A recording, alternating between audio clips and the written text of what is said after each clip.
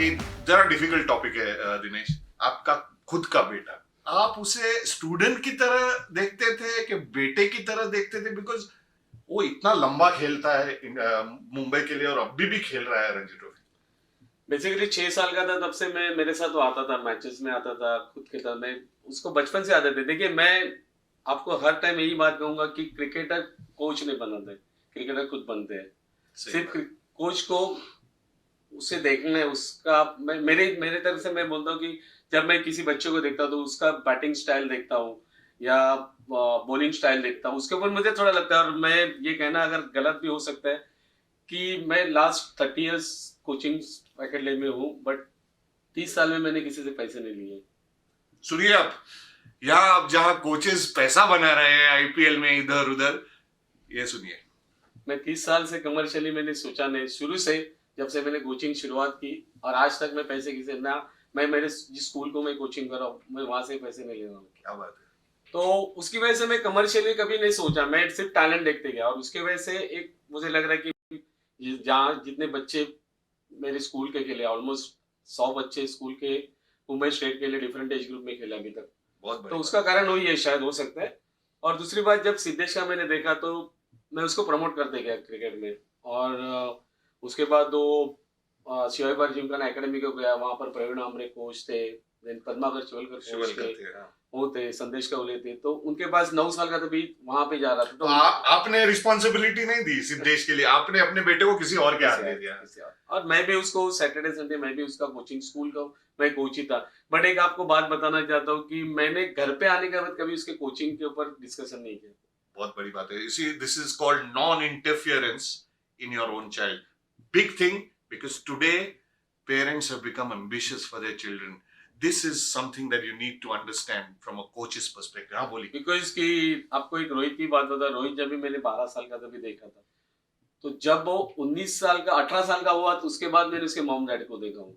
उन्होंने कभी पूछा भी नहीं मेरा बेटा क्या कर रहा है। क्या बात है। ना शार्दुल के मम्मी डैडी ने। तो बच्चे को ऊपर आप रिस्पॉन्सिबिलिटी रखते देते हो एक टैलेंटेड बच्चे को, तो खुद वो तैयार हो जाता है। क्योंकि मैं अगर घर पे आके अगर उस समय क्रिकेट सिखा देता था तो आज सिद्धेश मुझे नहीं लगता इतना बड़ा क्रिकेटर हो जाता। ये बातें है ना, बहुत मायने रखती है आजकल के कोचिंग में कि कैसे कोच हैंडल करता है पेरेंट्स को। और कोच जितना हैंडल करे उतना ही बेहतर रहेगा। मुझे एक आखिरी सवाल करना है। दिनेश, आपने इतने कोचिंग किए है, इतना सेटिस्फैक्शन दिया है, तो कोचिंग तो एक टीचिंग प्रोफेशन जैसा होता है जहाँ पैशन से करते हैं।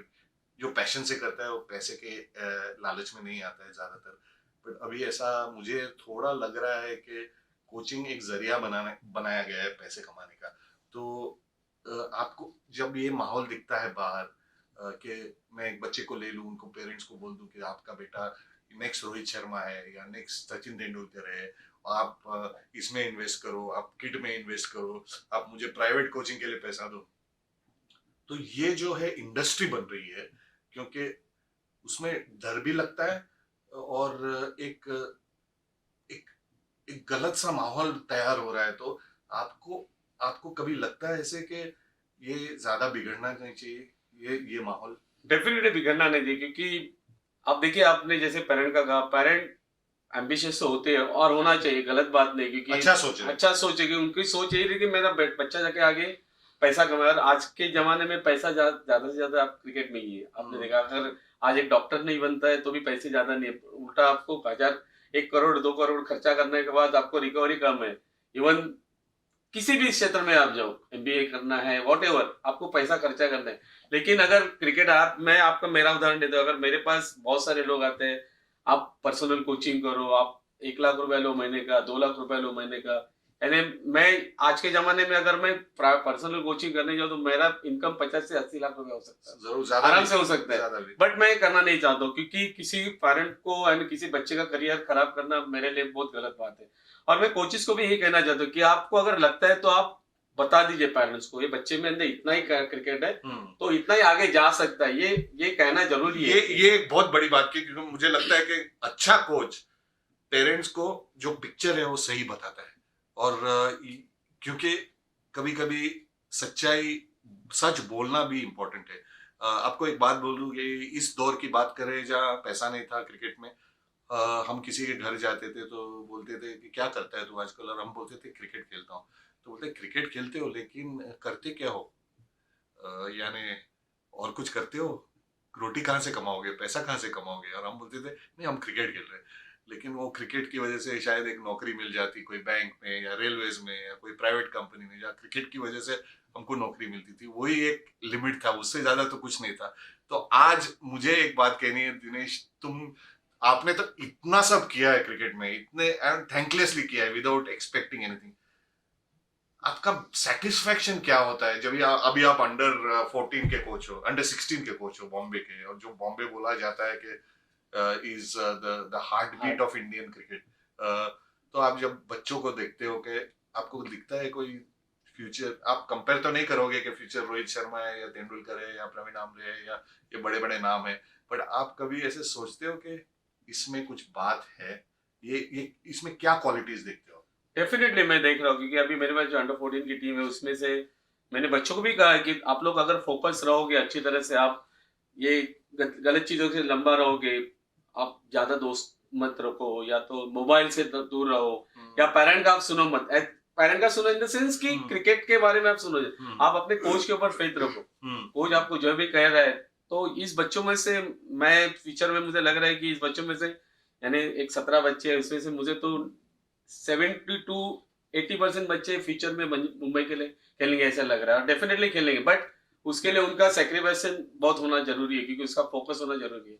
अगर करेंगे तो डेफिनेटली करेंगे, और थोड़ा सा लक भी चाहिए। लक तो डेफिनेटली चाहिए। तो मैं मेरे बेटे के बारे में बोलता हूँ, मेरा बेटा जिस लेवल पे मुकाम पे पहुंचा हूँ, मैं तो शुरू से यही कहता था कि मैं गलत कह रहा हूँ, मुझे पता नहीं, मैंने कभी आईपीएल का सोचा नहीं था। मैं सोच रहा था कि मेरा बच्चा जाके देश के लिए खेले, क्योंकि देश के लिए खेलना बहुत बड़ी बात रहती है, क्योंकि देश के इतने करोड़ों लोग आपके पीछे रहते हैं। आईपीएल में सिर्फ टाइम पास के लिए बच्चे आते हैं। और इनके बेटे के बारे में एक बात कह दूं, सिद्धेश लाड़े, अगर कोई प्लेयर 10 साल से ज्यादा मुंबई के लिए खेलता है तो कुछ तो बात होगी उसमें।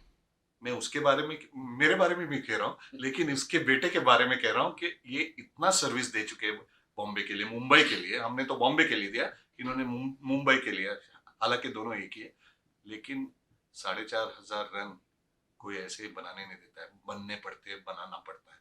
और शायद यही कोच दिनेश लाड ने अपने बेटों को सिखाया है कि बाकी छोड़ो, रन करो, और वो करते रहे और करते रहेंगे। और दिनेश, जाने से पहले एक बात बोल दो मुझे, अभी आप आगे क्या देखते हो? कोचिंग, मतलब आपको लगता है कि ये जो मॉडर्नाइजेशन है, वीडियो एनालिसिस है, ये जो बड़ी बड़ी चीजें आ रही है क्रिकेट में, लेकिन क्रिकेट तो सिंपल गेम है, वो सिंपल रखना आपके लिए कितना मायने रखता है और आप कैसे रखोगे?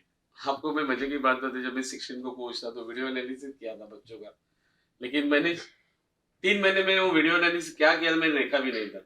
और हम लोग 16 साल के बाद मुंबई चैंपियन हो गए थे अंडर 16 में।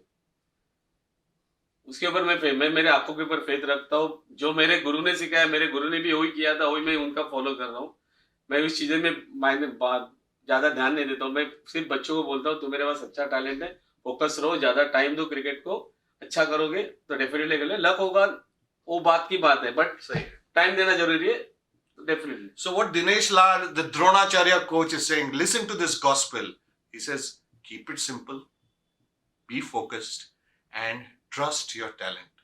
These are 3 things that have come out of this discussion. Dinesh, thank you so much for talking to me. And of course, wishing you all the best for all the coaching you do, because I think people like you are very rare in this business. And it's not a business for you, it is a passion. So Yes. all the best. Thank you. Thank you so much.